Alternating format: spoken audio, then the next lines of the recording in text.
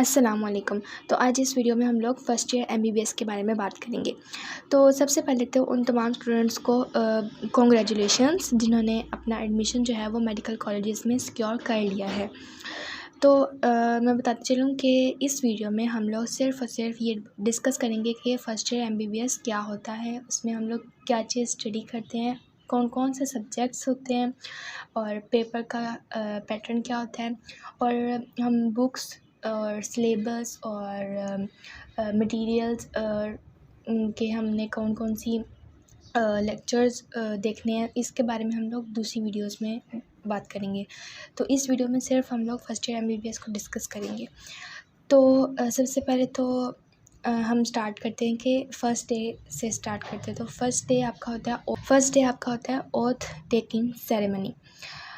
इस सेरेमनी में क्या होता है कि यूनिवर्सिटी अपना इंट्रोडक्शन करवाती है और जितनी भी सोसाइटीज़ हैं यूनिवर्सिटीज़ में उसके बारे में, और यूनिवर्सिटी का एग्ज़ाम का क्राइटेरिया क्या है एग्ज़ाम लेने का उसका, क्योंकि कुछ यूनिवर्सिटी जो है वो सेमेस्टर सिस्टम होता है उनमें, और कुछ यूनिवर्सिटीज़ होती हैं उनमें मॉड्यूलर सिस्टम होता है। तो फिर उसके बाद यूनिवर्सिटी के वाइस चांसलर जो हैं वो स्टूडेंट से बात करते हैं, और फिर उसके बाद ओथ टेकिंग सेरेमनी होती है जिसमें हम वाइट कोट्स जो है वो पहनते हैं और ओथ लेते हैं। फिर उसके नेक्स्ट डे से ही क्लासेस स्टार्ट हो जाती हैं।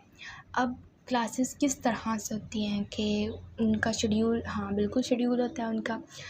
जैसे एक वीक ख़त्म होता है, नेक्स्ट वीक जो है वो मंडे से स्टार्ट हो रहा है। अब प्रीवियस वीक के सैटरडे को ही वेबसाइट पे जो है वो नेक्स्ट वीक का शेड्यूल जो है वो अपलोड हो जाता है। तो इसी तरह जो ये ओथ टेकिंग सेरेमनी से पहले ही आपका शेड्यूल जो है वो अपलोड हो चुका होता है वेबसाइट पे, और सारा हमें पता होता है कि किस वक्त हमारी कौन सी क्लास होनी है, कौन से हॉल में होनी है, कौन सी हमारा प्रैक्टिकल जो है वो किस टाइम पे है। तो ये सारा जो है शेड्यूल हुआ होता है पूरे वीक का। फिर क्लासेस होती है। अब ऐसे ही होता है हर यूनिवर्सिटी में तकरीबन के क्लासेस होती है, उसके बाद ब्रेक होती है और उसके बाद फिर प्रैक्टिकल्स होते हैं। ये तो होगी यूनिवर्सिटी के शेड्यूल की बात। अब हम अटेंडेंस के बारे में बात करते हैं कि अटेंडेंस जो है वो मैंडेटरी है। कुछ यूनिवर्सिटीज़ तो इसमें इस कदर स्ट्रिक्ट होते हैं कि वो स्टूडेंट्स को जो है एग्जामिनेशन हॉल में एंटर नहीं होने देते कि अगर उनकी रिक्वायर्ड अटेंडेंस जो है वो पूरी ना हो। जैसे जेएसएमयू में जो रिक्वायर्ड अटेंडेंस है वो 75% है। तो आपने इस बात का ध्यान रखना है और क्लासेस जो हैं वो अटेंड करनी है, क्योंकि अगर क्लासेस ना अटेंड करें तो इसका भी एक तो वैसे हमारे पास अटेंडेंस कम होती है, और दूसरा वैसे भी हमें चीज़ें नहीं समझ आती, क्योंकि अभी ये फ़र्स्ट ईयर ही है। हमने एक बिल्कुल जिस तरह से हम पहले स्टडी करते आ रहे थे, अब ये बिल्कुल नए तरीके से हम लोग चीज़ों को स्टडी कर रहे होते हैं। तो हमें फ़र्स्ट ईयर में तो पूरा रेगुलर ही आना चाहिए। मेन बात की तरफ आते हैं हम कि मॉड्यूलर सिस्टम जो कि मोस्ट कॉमनली हर यूनिवर्सिटी में होता है उसको डिस्कस करते हैं, और सब्जेक्ट्स को डिस्कस करते हैं। तो अब हमारे पास हमें पता है कि यूनिवर्सिटीज़ में ज़्यादातर मॉड्यूलर सिस्टम होता है। तो हमारे पास मॉड्यूल्स होते हैं, और उस मॉड्यूल्स में हम लोग कुछ सब्जेक्ट्स को स्टडी करते हैं। तो हम लोग पहले देख लेते हैं कि सब्जेक्ट्स कौन कौन से होते हैं। सब्जेक्ट हमारे पास मेजर 3 सब्जेक्ट्स होते हैं। एक एनाटमी, फिर हमारे पास आ जाता है फिजियोलॉजी और बायोकेमिस्ट्री।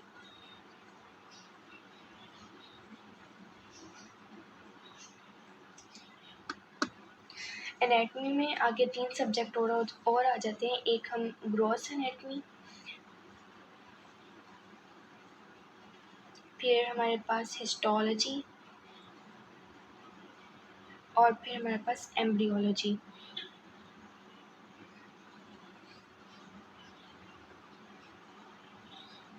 अब मैं बारी बारी ओवरव्यू दे देती हूँ सबका कि इन सब चीज़ों में हम लोग क्या स्टडी करेंगे। अब देखिए एनाटमी रिलेटेड है मॉर्फोलॉजी से।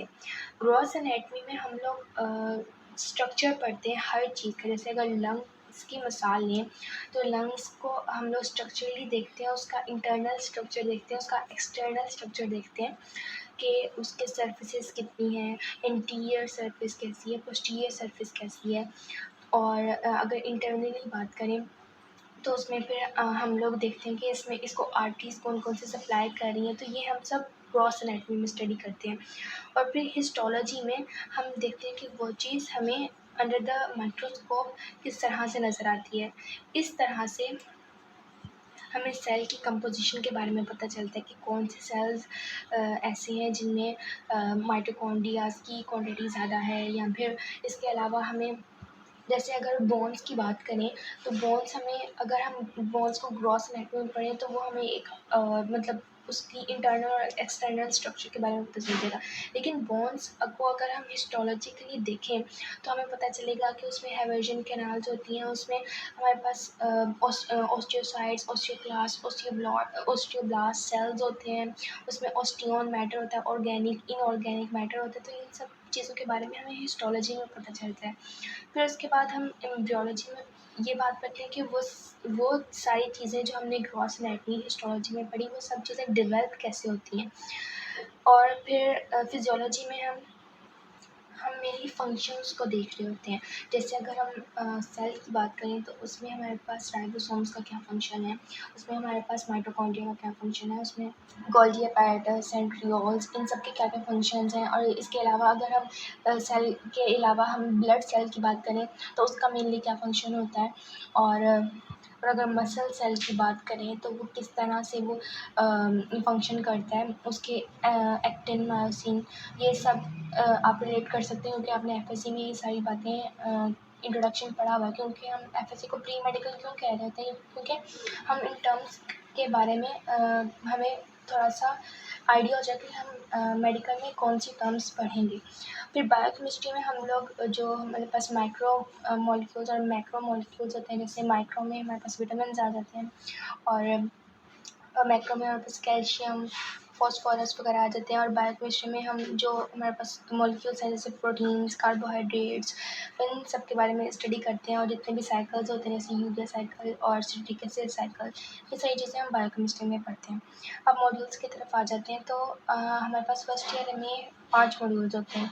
सबसे पहला मॉड्यूल होता है हमारे पास फाउंडेशन का, फाउंडेशन मॉड्यूल। तो ये जो मॉड्यूल होता है ये एक तरह से, इसमें अगर हम एनाटॉमी की बात करें तो एनाटॉमी इसमें बहुत आसान होती है बाकी मॉड्यूल्स के कंपैरेटिवली, जबकि एम्ब्रियोलॉजी इसमें सबसे मुश्किल होती है, क्योंकि एम्ब्रियोलॉजी की फाउंडेशन हमें बिल्कुल भी पता नहीं होती।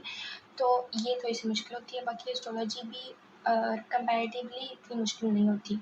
और बाकी फिजियोलॉजी भी बहुत आसान होती है। और बायोकेमिस्ट्री, हाँ, बायोकेमिस्ट्री भी हमें इतनी ज़्यादा इसकी बायोकेमिस्ट्री में ग्रिप नहीं होती, तो बायोकेमिस्ट्री भी हमें मुश्किल लगती है फाउंडेशन में।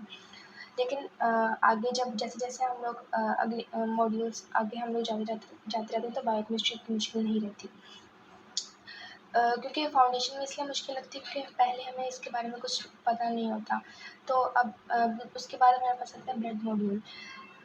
फिर हमारे पास आता है लोकोमोटर मॉड्यूल, जो कि सबसे लेंथीएस्ट मॉड्यूल है फर्स्ट ईयर एमबीबीएस का। फिर उसके बाद हमारे पास आता है कार्डियोवैस्कुलर और रेस्पिरेटरी। इन सब में से जो फाउंडेशन मॉड्यूल है ये भी 1 मंथ की ड्यूरेशन का होता है, और जबकि कार्डियोवैस्कुलर रेस्पिरेटरी ये भी 1 मंथ के होते हैं, जबकि लोकोमोटर जो है इसकी ड्यूरेशन 2 मंथ होती है। तो ये सब हमने डिस्कस कर लिया कि हमारे पास मॉड्यूल्स कौन-कौन से होते हैं। अब फिर उसके बाद जब जैसे मिसाल के तौर पर फाउंडेशन मॉड्यूल हमारे पास एंड हुआ, यानी कि हो गया, फिर उसके बाद हमारे पास मॉड्यूलर टेस्ट होता है फाउंडेशन मॉड्यूल का। फिर ब्लड मॉड्यूल एंड हुआ तो उसका मॉड्यूलर टेस्ट होगा, लोकोमोटर एंड हुआ उसका होगा। फिर जब पूरा साल ख़त्म हो जाता है फिर हमारे पास प्रॉब्स भी होते हैं। लेकिन जो सेमेस्टर सिस्टम है उसमें क्या होता है कि यानी कि आधा सिलेबस कवर हो जाता है तो एग्ज़ाम्स होते हैं, फिर बाकी आधा सिलेबस कवर हो जाता है, फिर एग्ज़ाम्स हो जाते हैं। तो यानी कि सेमेस्टर सिस्टम ऐसा होता है, जबकि बहुत सारी यूनिवर्सिटीज़ में ये मॉड्यूलर सिस्टम है, जबकि मॉड्यूलर सिस्टम के बाद फिर प्रॉब्स भी होते हैं। So this is all about the first year MBBS. अब कौन-कौन सी बुक्स हम स्टडी करते हैं और कौन-कौन से हमारे पास रिसोर्सेज़ हैं उसके बारे में हम लोग नेक्स्ट वीडियोज़ में बात करेंगे।